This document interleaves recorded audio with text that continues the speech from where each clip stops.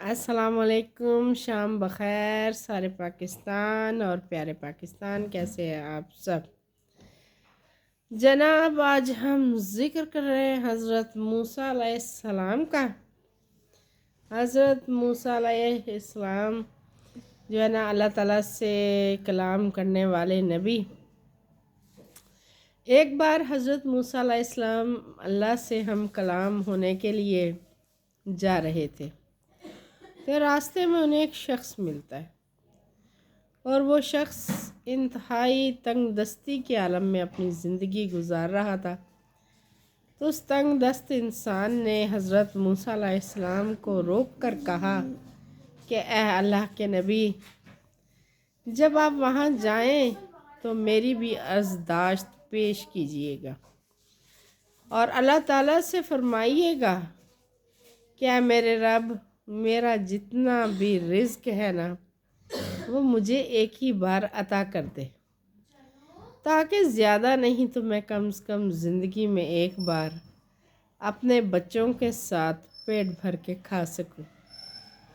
حضرت موسیٰ علیہ السلام کوہ طور پہ تشریف لے جاتے ہیں، اور اللہ پاک سے ہم کلام ہوتے ہیں، اور حسب وعدہ اس آدمی کا جو پیغام تھا نا وہ اللہ کے حضور پیش کرتے ہیں۔ تو اللہ تعالیٰ جو ہے حضرت موسیٰ علیہ السلام سے فرماتا ہے کہ اے موسیٰ، اس بندے کا جو رزق ہے نا وہ صرف ایک بوری اناج ہے، اس لیے میں اس کو مٹھی مٹھی عطا کرتا ہوں تاکہ اس کی باقی عمر میں اس کو اناج جو ہے نا وہ ملتا رہے۔ آپ واپس تشریف لاتے ہیں اور آپ اس سائل کو اللہ کا جواب سنا دیتے ہیں کہ یہ وجہ ہے کہ تجھے ایک ایک مٹھی جو ہے نا رزق مل رہا ہے۔ وہ شخص پھر حضرت موسیٰ سے درخواست کرتا ہے کہ جناب، جب آپ تشریف لے جائیں تو اللہ پاک سے فرمائیے کہ اے میرے رب، مجھے وہ ایک بوری ایک ہی بار میں عطا فرما دے، میں ایک دن تو کھل کے اس کو کھانا چاہتا ہوں۔ اور حضرت موسیٰ علیہ السلام جو ہے نا وعدہ فرما لیتے ہیں۔ پھر کچھ وقت گزرنے کے بعد جب وہ دوبارہ اللہ کے حضور پیش ہونے کے لیے جاتے ہیں، اللہ سے ہم کلام ہونے کے لیے جاتے ہیں، تو اس شخص کی درخواست دوبارہ اللہ پاک سے بولتے ہیں کہ اے ہمارے رب، اس شخص کی سن لے اور اسے ایک ہی بار اس کا حصے کا رزق عطا فرما دے۔ سو اللہ جو ہے نا اس شخص کی بات کو قبول فرما لیتا ہے، اور اس کے حصے کا رزق ایک ہی بار جو ہے نا اس کے گھر میں پہنچا دیتا ہے۔ اب وہ کیسے اور کیوں کا تو کوئی معاملہ ہی نہیں ہے نا، کچھ سوال ہی نہیں ہے، جب اللہ دینے چاہے تو اللہ پوری کائنات دے دے۔ بہت ٹائم گزر گیا، اور پھر ایک بار حضرت موسیٰ علیہ السلام کا اسی علاقے سے، اسی ایریے سے گزر ہوتا ہے، اور آپ موسیٰ علیہ السلام جو ہے نا وہ دیکھتے ہیں کہ وہ شخص جو ہے نا وہ زندہ سلامت ہے۔ نہ صرف وہ زندہ سلامت ہے بلکہ اس کے گھر کے سامنے دیگیں چڑھی ہوئی ہیں، اور رزق جو ہے نا وہ خود ہی نہیں کھا رہا، وہ لوگوں میں بھی بانٹ رہا ہے۔ یہ دیکھ کے حضرت موسیٰ علیہ السلام کو بڑی حیرانی ہوتی ہے کہ اللہ پاک نے تو کہا تھا کہ اس کا ایک ہی بوری اناج ہے، یہ کیا ماجرا ہے؟ اللہ کی کہی ہوئی بات غلط کیسے ہو سکتی ہے؟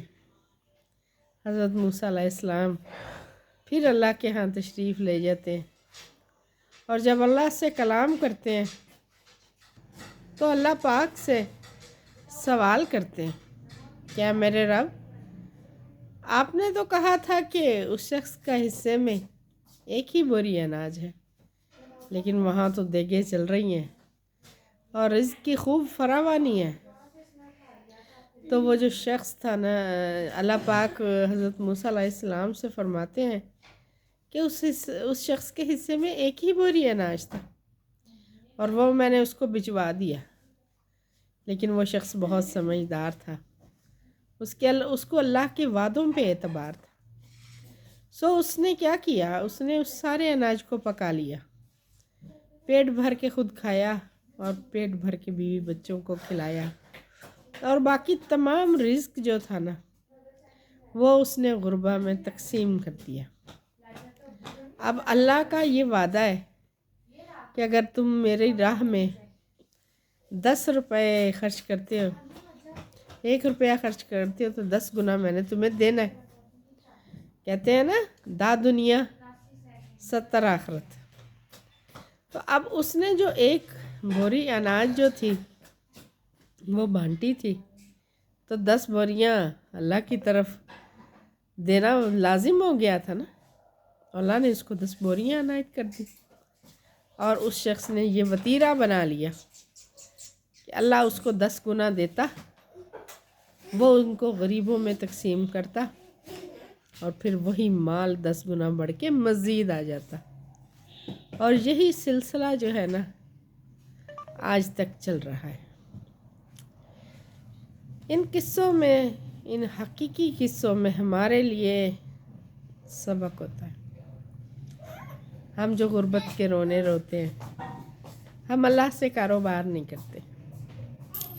جس وقت ہمارا یقین پختہ کامل سچائی پر آ گیا نا، جس روز ہم سچے دل سے اپنے تھوڑی رقم کو بھی اللہ کے ساتھ کاروبار میں استعمال کرنے لگے نا، اس روز دقتیں ہماری بھی ختم ہو جائیں گی۔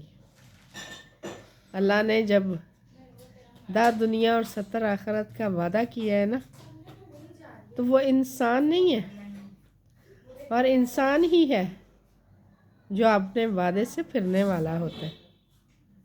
اللہ اپنے وعدے سے نہیں پھرتا، اور اس کے ہاں کچھ بھی کمی نہیں۔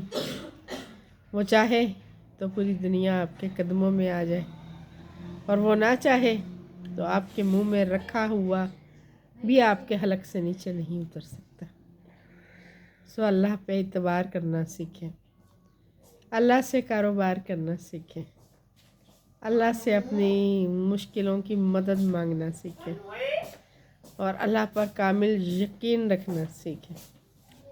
جس روز ہم ایسا کر پائیں گے، اس روز ہم دقتوں سے بھی نکل جائیں گے۔ باقی میری ہر بار کی طرح ریکویسٹ ہوتی ہے اپنے نئے دیکھنے والوں سے کہ برائے مہربانی میرے چینل کو کر دیا کریں سبسکرائب، اور آپ کے کمنٹس بڑھاتے ہیں میرا حوصلہ، اور جناب اس بات کا احساس ہوتا ہے کہ کچھ سچے اور مخلص لوگ میرے ساتھ جڑے ہیں، اور میرے ساتھ میرے چینل کو آگے بڑھانے میں اپنی سچی اور پکی جو جد و جہد ہے اس کو کرنے میں میرے ساتھ شامل ہے۔